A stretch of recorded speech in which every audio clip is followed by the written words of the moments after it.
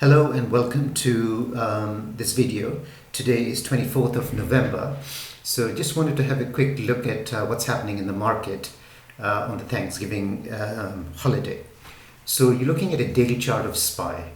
So ever since SPY reached a low right here in mid-October, we see that it's gradually moving higher. You can see a series of lower highs and lower low. So which means that the short-term trend is definitely up. Secondly, we see that the moving averages, the 20 and 50, they've crossed and they're starting to move higher. So that also indicates that short-term momentum trend is now is up. Recently, you can see that it pulled back to this breakout level. It had traded inside this zone for a long period of time, and then it broke out here. It then had a successful test of this level, and it's now moving higher. It's now moving towards this 200-day moving average, which is this black line right here. I can already tell you, based on the futures, it's already at the 200. The futures are trading right now, even though the cash market is on holiday. You can see the futures are already at the 200-day moving average. So coming back to SPY, so if futures remain where it is tomorrow, then SPY will open right at the 200-day moving average. Now, I know a lot of people are talking about the fact that we're going to have another crash as soon as SPY or S&P 500 comes to this 200-day moving average or this downtrend line. I have a purple line, so let's have a look at the this downtrend line. So I'll get rid of some of these moving averages so you can see what's happening. So you can see that this has been a big resistance level. Resistance right here, resistance right here. So it's now coming up to this level. And a lot of people are basically saying that we're going to have another crash as soon as it comes here. But notice also that, we've got this pattern developing. So this is a significant level. If this level is closed above, we could potentially have an inverse head and shoulder pattern. So that is a possibility that we have to keep an eye on. So this level is very important. But if I look at the momentum indicators, I see that the momentum indicators are still moving higher. You see the MACD is, let's go back to the daily chart. You can see on a daily basis, MACD is crossed above the zero line and it's now above the zero line, which is positive. RSI is now above the 50 level. This green line is 50 level. So I can see that the momentum indicators on a daily basis are positive.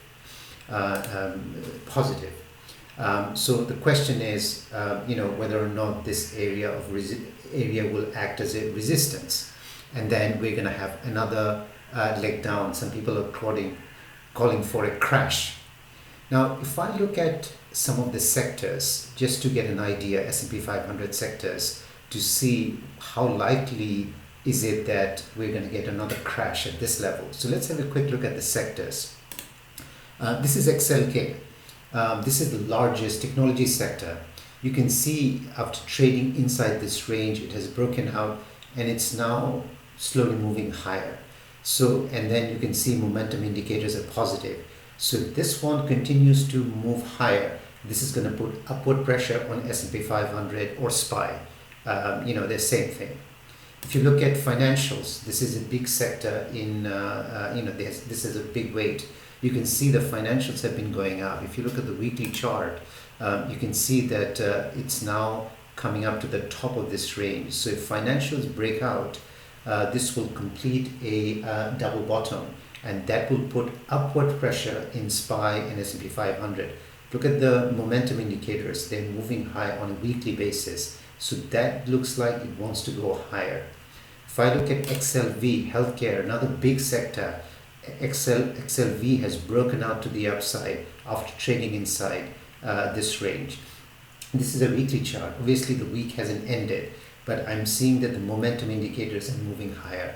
So if XLV continues to move higher, that would put upward pressure on S&P 500. If I look at XLY, this is discretionary. Now this has underperformed, but it's trying to form a base right here. If you look at the daily chart, you could see Yeah, it's been forming a base right here. So if it starts to move higher, and takes out this top of the range, that also is gonna put upward pressure on S&P 500. If you look at some of the industrial sector, this is XLB, materials. This has been going up, and this is supporting S&P 500 and SPY. If you look at XLI, this also has a bullish looking, if I show the weekly chart, this also has a bullish looking weekly chart. So this is also providing upward pressure on S&P 500. If you look at XLP, this is staples, that has been going up. So when I look at the various sector, I see more positive things than negative things. So if that's the case, then I don't know that S&P 500 or SPY is gonna have a crash at this point. Based on the sectors I'm looking at, I don't know that we're gonna have a crash when we get to this level. Yes, we might have some consolidation unless those sectors start to show weakness. Then I don't know that we're gonna have a crash right here. I can see a lot of positive momentum still, and especially on higher time frame. If you look at XLV, financials, healthcare, all building the material, the staples, their value sector, I accept it, but I see a lot of support. So even though the growth sector, especially the communication, discretionary, they're not participating in the rally, but those other sectors are holding up S&P 500.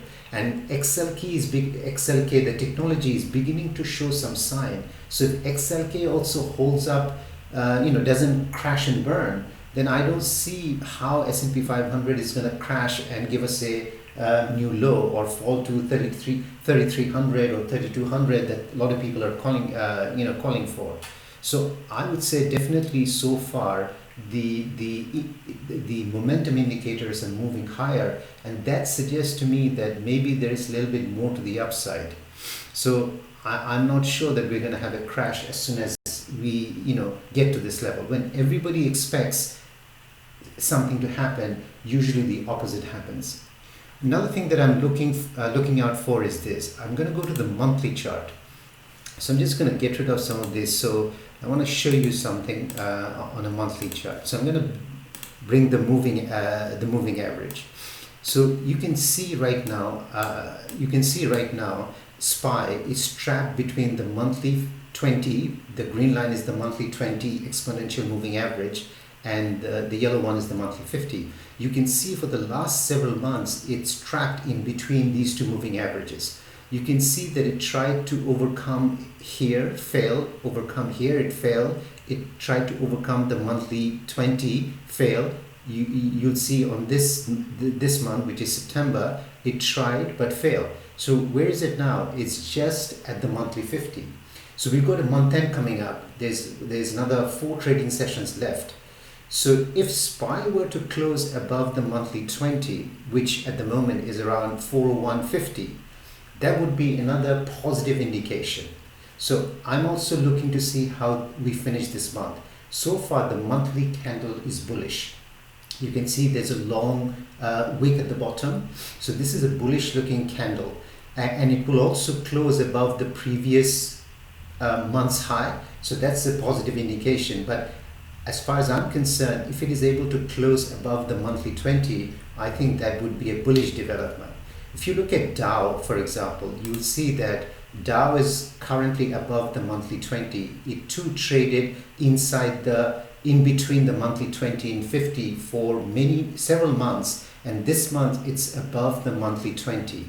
Unless there's a big sell-off in Dow in the next 4 trading session, this could very well end up closing above the monthly 20, and that should be a positive development.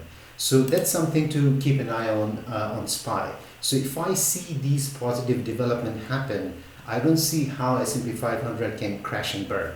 So that's basically but I'm not saying that we have a buy signal yet, especially on longer time. Like if I look at the weekly, I don't think that we have a buy signal yet, because some of the weekly momentum indicators are improving, but not in buy. Like RSI is above the weekly 50, which is positive. It needs to stay above 50, but MACD remains below the weekly, below the zero line. So that's negative, but it's crossed and it's moving towards that. But until and unless I see it go above the, I won't have confidence that, that we could have a sustained rally. But so far I'm seeing improvement. So let's see what happens to SPY, whether or not how it deals with this resistance level. I'll have a look at QQQ just to see what's happening in QQQ. So this is QQQ. You can see that the technicals are not as strong as SPY, because SPY has a diversified sector. QQQ doesn't, so that's why. But nonetheless, you can see that since the bottom right here in mid-October, it's also making higher lows and higher high. So short-term trend is up. It has recently gone above the 20 and 50 moving average and found support and bounced. It hasn't taken out this previous high, which is around 293.50. So that would be the next thing I want to see. That would confirm that that it wants to go higher. But I can see the momentum indicators are positive. MACD is crossed above the zero line. RSI remains above 50. What about on a higher time frame, weekly? So on a weekly basis, I can see that RSI is still below 50 right here. So that's negative. And MACD remains below the zero level. So this is also negative. So the technicals are not as strong for QQQ as it is for SPY. So we'll see whether or not that improves. If there is improvement in SPY, whether eventually it catches up, spreads to QQQ. But definitely the technicals are weaker. Now let's look at other areas to see what's been happening. So I'll have a quick look at dollar. So this is dollar weekly chart. You can see that the uptrend has been broken. I have two lines drawn right here. You'll see that RSI was above the 50 level during this time. This green line is the RSI. For the first time, it has fallen below the 50 level. So when RSI remains above 50, that means momentum is positive, and we saw successive higher highs in price.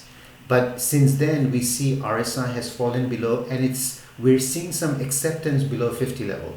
You see MACD has crossed and it's falling. So momentum indicators are looking weak. So I've got a fib right here. So 38.2 level is around 105. So I want to see whether or not this level is held. But at least the momentum is now on the downside, and that's supporting SPY. And if it continues to weaken, that could very well provide support to S&P 500. What's happening in the bond market to see what's happening to yields? So I look at the forward rates, Fed funds futures. I can see that the market is now pricing in Federal Reserve to increase interest rate to around 5%. If you look at the forward rates by June of 2023, market is expecting Federal Reserve to increase interest rate to around 5%. Fed funds rate are now around 4%, so that means there is one full percentage left to go. Market is not expecting Federal Reserve to go above 525 at the moment. They're expecting Federal Reserve to halt at 5%. So if you look at all the Fed funds futures, and that's basically that also might be providing some support to stocks, because they could see that perhaps the Fed interest rate are not going to go above 5%, right? And that might be because if you look at the inflation has started to come down. So I've got inflation right here. You can see in October it was at 7.7%. Now notice something. So I've got October of 2021 right here. So this month in October 22, inflation was compared to a year ago level. But in October of 2021, you can see there was a jump in inflation from 5.4 to 6.2. So the year-over-year comparison became easy, and that's why you saw inflation drop from 8.2 in September to 7.7. Now, next month, we're going to get the reading for the month of November. But if you look back what happened in November of 2021, there was an increase from 6.2 to 6.8. There was a jump of 0.6% in November, which means the year-over-year comparison to last year's inflation would be favorable. So I would expect a reading below 7.7, when it is reported, something like 7.4, 7.3, something in that neighborhood. In fact, if you look at inflation started to ramp up from October of 2021 all the way up to June of 2022, which means that going forward, the year-over-year comparisons are going to be favorable, which means that we should see continued decline in inflation rate. In fact, by June of 2023, I won't be surprised if inflation is between 5 and 6%. Only if for nothing else, the year-over-year comparisons would be favorable. So obviously that is also helping the market. If you look at the 10-year is starting to move lower. You see that it's not going up anymore. It's because there's expectation that inflation has peaked, and secondly, there is now increased risk that we might have a recession. So 10-year is reflecting some of the recessionary concerns. So all of these are, at least on a short-term basis, providing support to S&P 500 and SPY.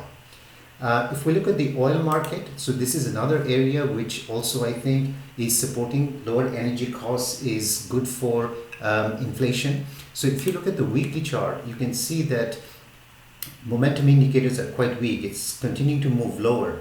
MACD is below the zero line, RSI is below the 50 level. So this is weak. If you look at the monthly chart, you can see monthly MACD has crossed. So it shows that longer term bias is now to the downside. Any rally is likely to fade, because I can see there's a cross in the monthly MACD, and you see monthly RSI is at the 50 level.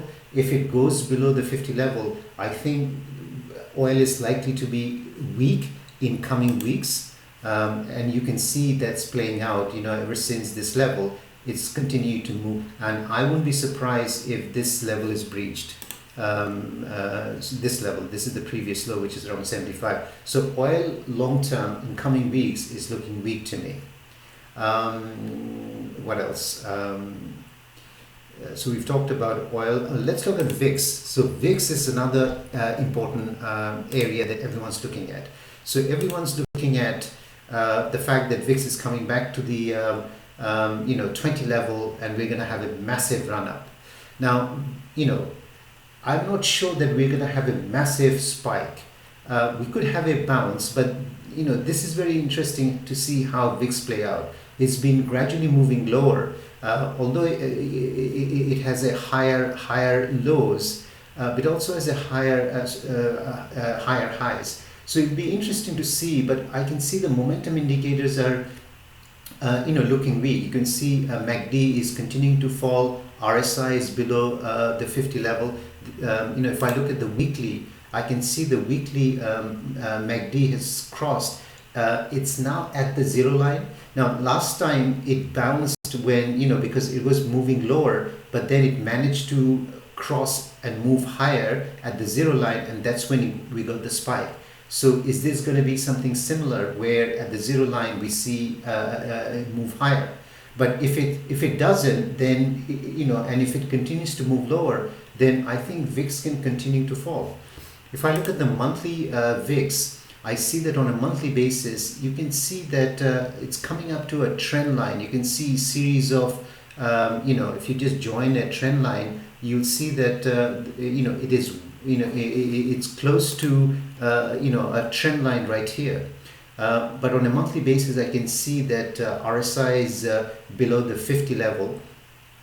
So that's negative, and looks like on a monthly basis it's crossing. If it crosses and starts to move lower, like something like this right here, then that would indicate that VIX will remain, there won't be any spike in VIX, because I can see that the momentum is to the downside on a monthly basis, and it's also on the downside on a weekly basis. Now on a weekly basis, it's coming to an oversold area, so we could see a bounce right there. But when I look at the MACD, if the MACD crosses and below, then I don't know that we're going to get a super spike. Yes, we could get a bounce, but I'm not sure that we're going to get a massive spike like this. That a lot of people are saying that this is tracking more like 2008.